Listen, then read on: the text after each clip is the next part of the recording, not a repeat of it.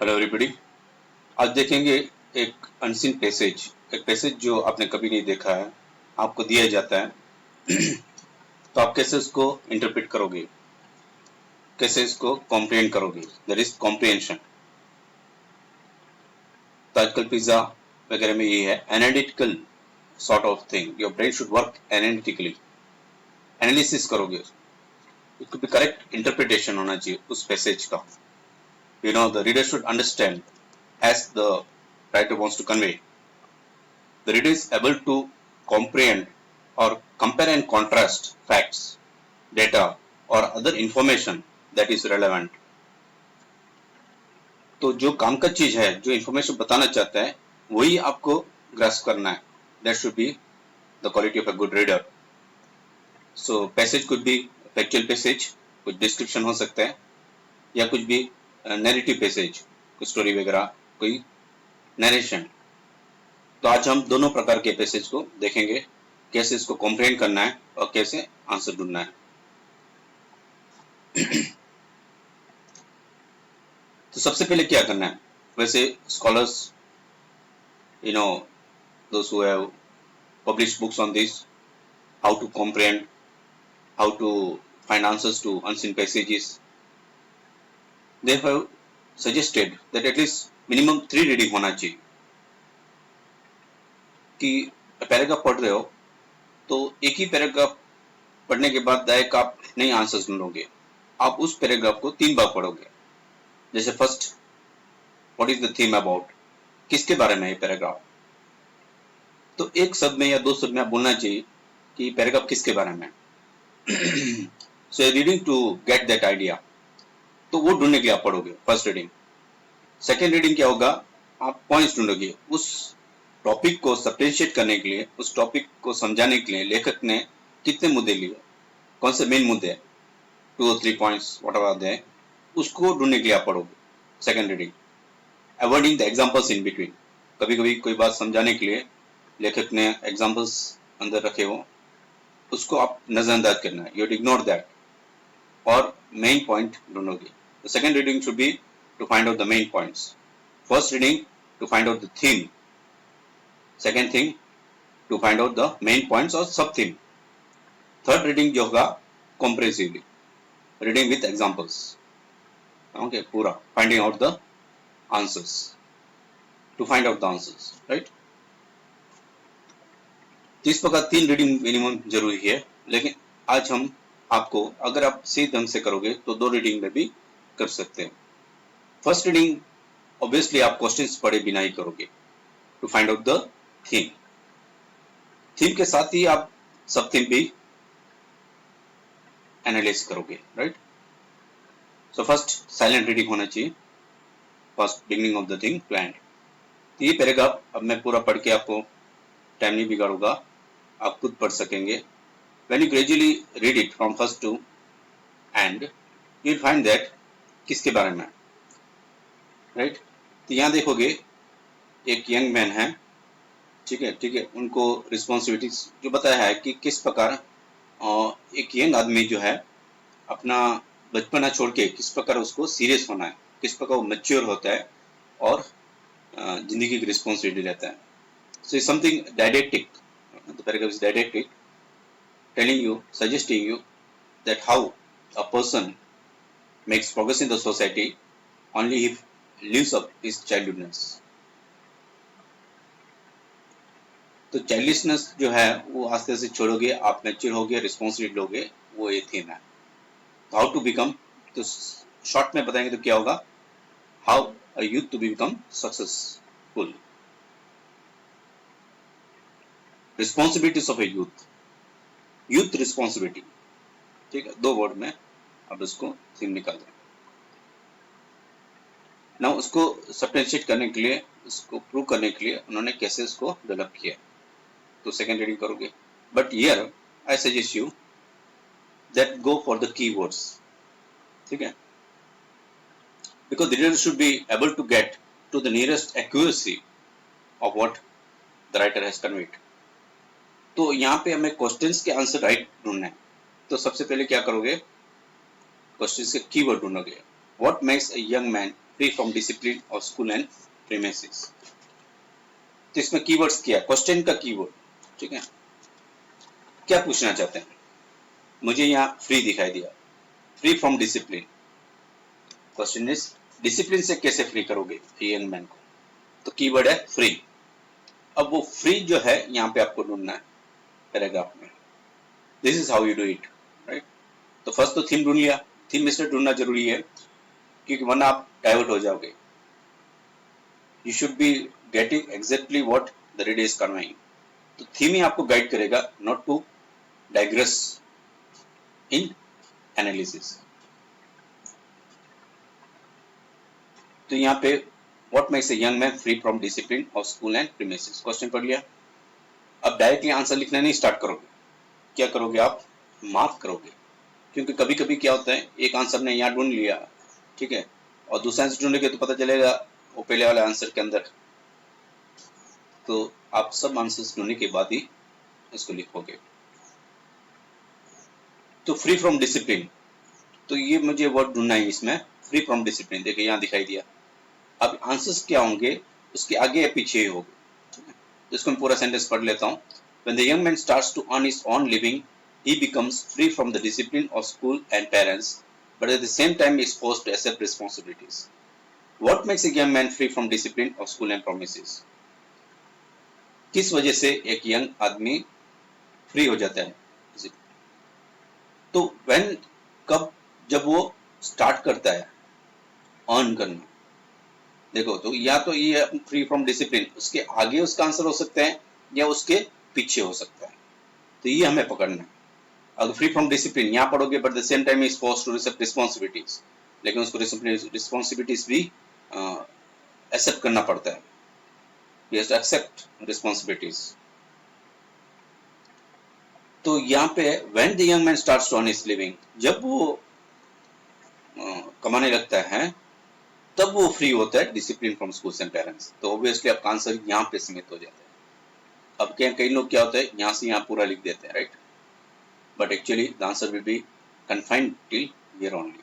The main answer is in the beginning, right? So no need to write his first responsibility यहाँ, तो यहाँ तक सीमित हो जाता है। Suppose you have written till here, suppose आपने यहाँ तक मार्क कर लिया, ठीक है, तो हो सकता है कि आगे सेकंड आंसर इसी में आ जाता हो।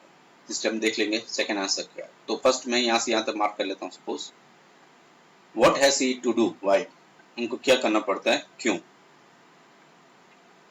तो देखिएगा व्हाट हैज टू डू, जब बड़ा हो गया अर्न करने लिखने तो डिसिप्लिन से छुटकारा उसको मिल जाता है, स्कूल और पेरेंट्स की डिसिप्लिन से। लेकिन at the same time is forced to accept responsibilities, discipline से फ्री हुआ थोड़ा स्कूल और पेरेंट्स से, लेकिन उनको जिम्मेदारी एक्सेप्ट करना पड़ता है। So what he has to do, तो यहाँ तो आ गया he has to accept responsibilities, right. He cannot expect others to pay for his food, his clothes and his room, but has to work if he lives comfortably.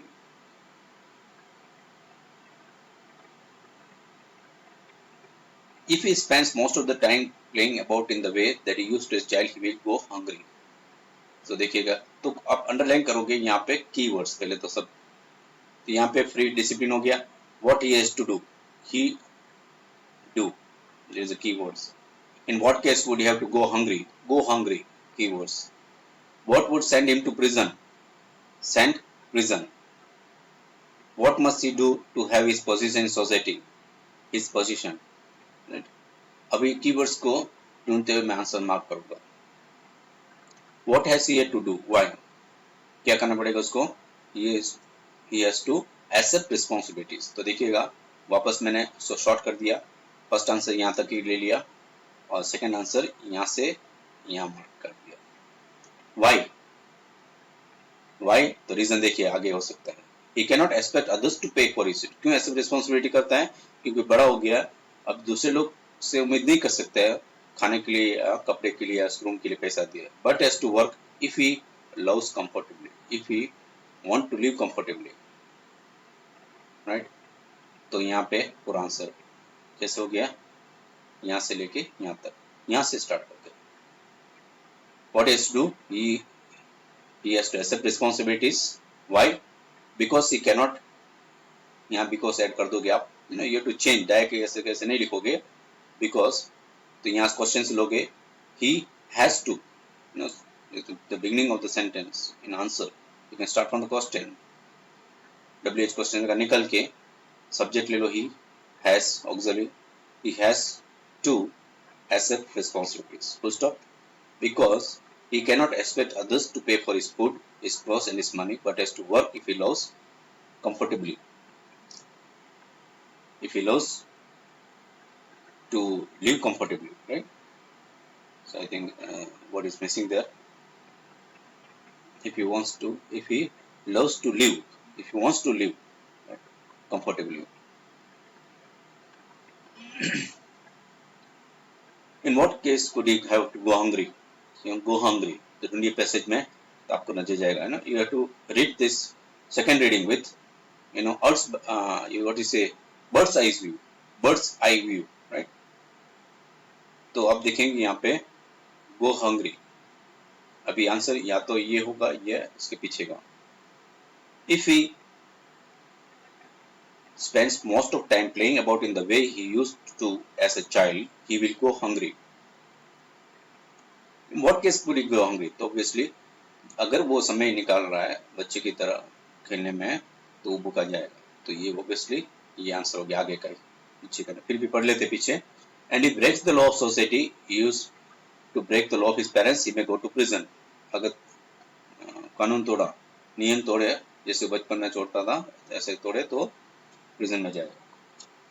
तो obviously यहाँ पे अलग ही बात कर रहे हैं, तो अपना आंसर कहाँ सीमित हो जाता है, if he spends most of the time playing out in the child.